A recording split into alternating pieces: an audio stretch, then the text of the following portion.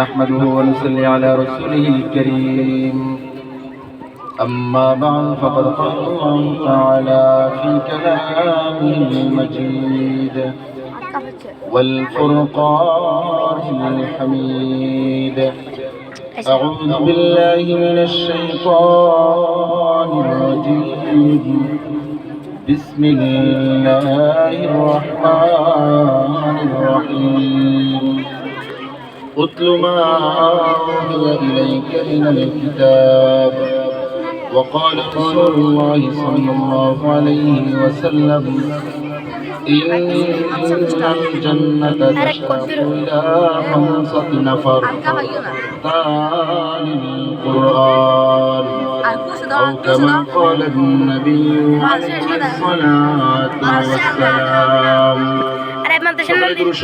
اللهم صل على محمد وعلى آل محمد كما صليت على إبراهيم وعلى آل إبراهيم إنك حميد مجيد اللهم بارك على محمد وعلى آل محمد كما باركت على إبراهيم وعلى آل إبراهيم إنك حميد مجيد সম্মানিত উপস্থিতি, অল্প সময় আপনাদের সামনে আলোচনা করব। সবাই মেহেরবানি করে হইচই বন্ধ করি। আমরা একটু মনোযোগের সাথে শোনার চেষ্টা করি। সর্বপ্রথম মহান রব্বুল আলামিনের দরবারে সর্বোপরি শুকরিয়া আদায় করি যে মহান রব্বুল আলামিন, যে মহান মালিক আমাদেরকে আজকে মাদ্রাসাতুল কোরআনের অভিভাবক সমাবেশে যোগ দেওয়ার তৌফিক দান করছেন। এই জন্য সকলে বলে আলহামদুলিল্লাহ। আপনাদের সামনে আমি কোরআনে কারীম থেকে আয়াতে কারিমা বিশ্বনবী মুহাম্মদুর রাসূলুল্লাহ সাল্লাল্লাহু আলাইহি ওয়াসাল্লামের অসংখ্য অগণিত মিয়বানি হাদিসে পাক থেকে ছোট্ট একখানা হাদিসের টুকরা তেলাওয়াত করেছি। আয়াত ও হাদিসকে সামনে রেখে সংক্ষিপ্ত সময়ে সংক্ষিপ্ত আকারে সংক্ষিপ্ত পরিসর কিছু কথা বলার চেষ্টা করব। ওয়া তাওফীক ইল্লা বিল্লাহ। যে আয়াত আমি আপনাদের সামনে তেলাওয়াত করছি, এই আয়াতের মধ্যে মহান রব্বুল আলামিন বলেন উতলু মা উহিয়া ইলাইকা মিনাল কিতাব। হে আমার হাবিব, আপনি জমিনের মধ্যে আল্লাহর কোরআন থেকে তেলাওয়াত করুন। কোরআনে কারীম থেকে আপনি কি করুন?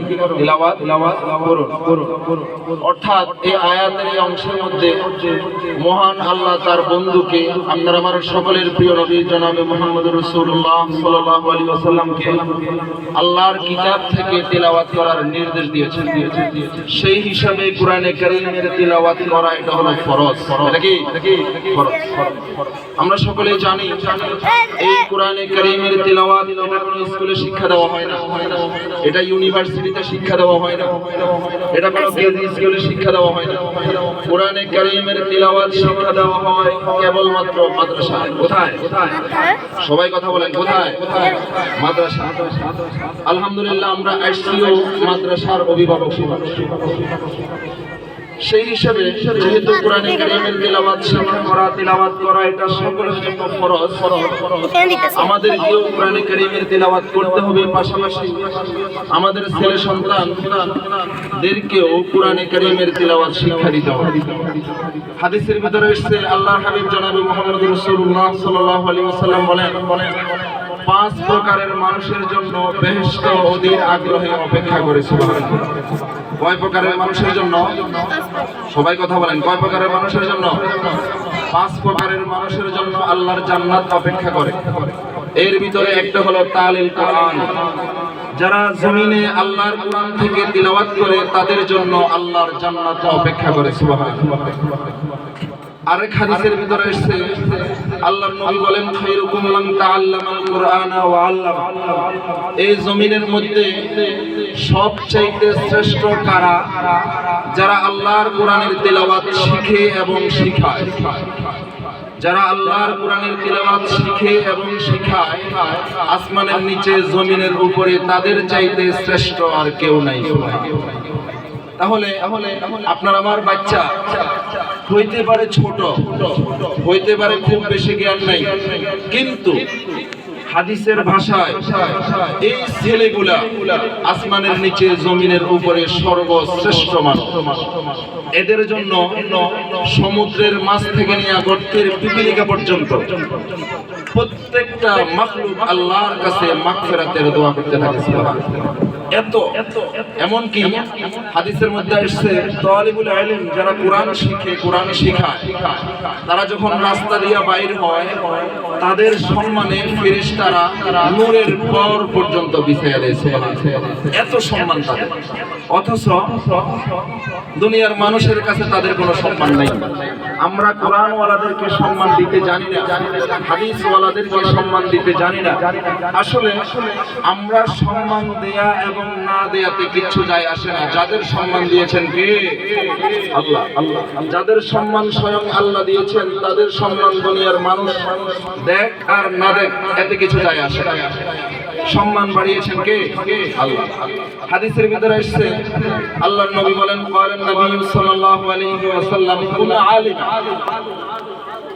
হে দুনিয়াবাসী তোমরা আলেম হও, আও মুতাআল্লিমা, যদি আলেম হইতে না পারো মুতাআল্লিমা, আলেমের ছাত্র হও, আও সামিয়া, যদি ছাত্রও হইতে না পারো আলেম ওলামার কথা শুনো, আও মুহিব্বা, যদি অথবা আলেম ওলামাকে তুমি মুহাব্বতকারী হও, ওয়ালা তাকুনিল খামিস, এই চার শ্রেণী ব্যতীত পঞ্চম প্রকার হইও না, ফাতাহলিক, যদি এই চার প্রকার ব্যতীত পঞ্চম প্রকারে তুমি হও তাহলে তুমি ধ্বংস হয়ে যাও। যাই হোক বুঝাইতে চাইতেছি যারা কোরআন ওয়ালা হয়, কোরআনের ধারক বাহক হয়, কোরআন ওয়ালাদেরকে মুহাব্বত করে, কোরআন ওয়ালাদের কথা শুনে, কোরআন ওয়ালাদের ক্লাসে বসে কোরআন ওয়ালাদের কথা মতে আমল করে, তারা হলো এই জমিনের সর্বশ্রেষ্ঠ মাখলুক। এদের জন্য সমুদ্রের মাছ থেকে নিয়ে গর্তের পিপিলিকা পর্যন্ত দোয়া। হাদিসের ভিতরে আসছে শুধু তাই না, এই যে রাস্তার পাশে কি আছে? সবাই কথা বলেন, কি আছে? গাছ। খুব মনোযোগের সাথে শোনার চেষ্টা করি কয়েকটা। রাস্তার পাশে যে গাছ আছে, গাছের ছায়ায় যখন কোন একজন তালিবুল ইলম বসে, একজন কোরআনওয়ালা বসে, কোরআনওয়ালার মুহাব্বত করেনওয়ালা বসে, কোরআনওয়ালার কথা শুননেওয়ালা একজন বসে, গাছ আল্লাহর দরবারে ফরিয়াদ করে, আল্লাহ এই যে আমার ছায়ায় বসে এই মানুষটা কোরআনওয়ালা, এই মানুষটা কোরআন প্রেমিক, এই মানুষটা কোরআনের ছাত্র, এই মানুষটা কোরআনের শিক্ষক, আল্লাহ এই মানুষটারে আমি গাছের ছায়ার নিচে আরো কিছুক্ষণ সময় বসায় রাখে। পক্ষান্তরে যদি কোরআন বিরোধী একজন মানুষ, কোরআনের বিরুদ্ধে ষড়যন্ত্রকারী একজন মানুষ গাছের ছায়ায় বসে, গাছ পর্যন্ত আল্লাহরে বলে, আল্লাহ এই জালেম আমার ছায়ার নিচে বসছে, এই জালেম তো কোরআনওয়ালা না, কোরআন প্রেমিক না, কোরআনওয়ালাদেরকে দেখতে পারে না, কোরআনওয়ালাদের দিকে বাঁকা চোখে তাকায়, আল্লাহ এই জালেমটারে তাড়াতাড়ি আমি গাছের ছায়ার থেকে উঠাইয়া নিয়ে যাও। ভাই ও দোস্ত বুজুর্গ, বুঝাইতে চাইতেছি আমাদের মা বোনরা এখানে আছেন, অবশ্যই আপনার আমার দিলের তামান্না থাকতে হবে যে আমি কোরআনওয়ালা হব, আমার সন্তান কোরআনওয়ালা হবে, আমার সন্তান কোরআন পড়বে, কোরআন শিখবে, আমার মৃত্যুর সময় আমার পাশে বসিয়ে আমার সন্তান কোরআন থেকে তেলাওয়াত করবে, আমার মৃত্যুর পরেও আমার সন্তান কোরআন পড়ি আমার কবরের ভিতরে সব পৌঁছাইবে। কি বলেন, দরকার নাই? বুঝতেছেন মনে হয় দরকার নাই? এই ধরনের সন্তান আমরা চাই তো, যে সন্তান আমাদের মৃত্যুর পরেও আমাদের জন্য কোরআন পড়ে আল্লাহর কাছে দোয়া করে, চাই না? কারা কারা চাই? হাত উঠাই।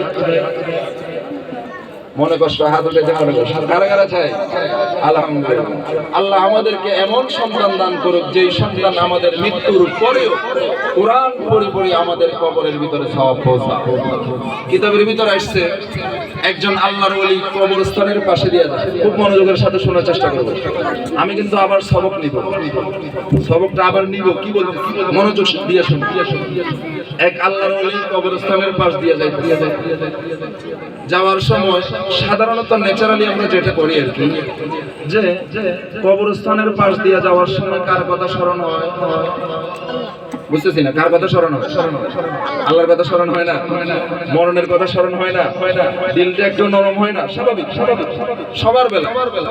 আল্লাহর ওলিও কবরস্থানের পাশ দিয়ে যাইতেছে, হঠাৎ করে আল্লাহর ওলি দাঁড়ায় গেলেন। দাঁড়াইয়া কিছুক্ষণ সূরা ফাতিহা, সূরা ইখলাস, দুরূদ শরীফ বা কোরআন থেকে তেলাওয়াত করিয়া কবরস্থানের শায়িত মুর্দাদের জন্য ইসালে সওয়াব। কিতাবের ভিতরে এসেছে ওই আল্লাহর ওলি যখন জিয়ারত করলেন, জিয়ারত করার পরে রাত্রি বেলায় যখন আল্লাহর ওলি ঘুমাইতেছেন, ঘুমের ঘরে আল্লাহর ওলি স্বপ্ন দেখতেছে যে একজন ফেরেশতা